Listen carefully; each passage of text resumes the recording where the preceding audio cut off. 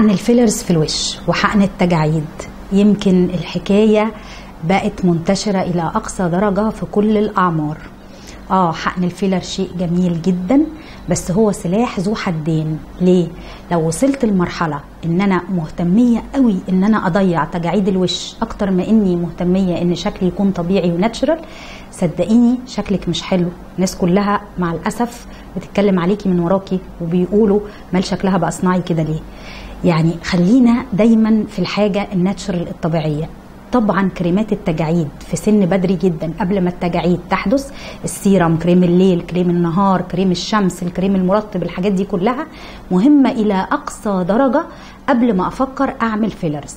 ولكن مهمة قوي برضو إنك تعرفي إن لو خطوط اتكونت بصوره جامده قوي زي الخطين اللي هنا، او الخدود دخلت لجوه قوي، او تحت العين عمل حفره وتجاعيد، الكريم مش هيصلح حاجه حدثت بالفعل ابدا.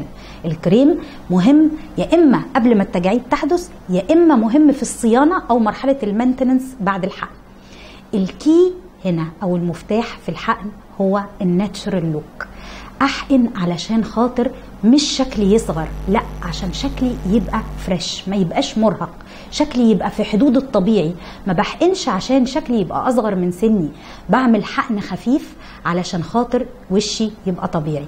من اكتر الحاجات اللي بتفرق قوي لما بحقنها ان انا ممكن نعمل فيلر عند المناخير شويه، ارفع بيها يمكن التip بتاعت المناخير، اقدر اضيق المناخير من الجنبين حاجه بسيطه.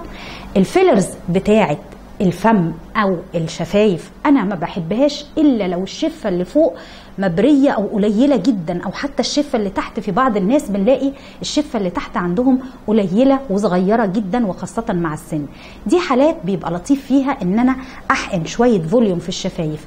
لكن لو بنوته شفايفها حلوه مفيش داعي ان انا احقن بكميه اوفر. صدقوني الشكل بيبقى صناعي وبيبقى باين جدا. مش ضروري يبقى شكلنا زي ممثلات ونجوم هوليوود، المهم يبقى شكلنا احنا، يبقى شكلنا طبيعي، لان انتي شكلك طبيعي احلى بكتير. شكرا ليكي دكتورة طاهرة الهيبة، سكين دكتورز.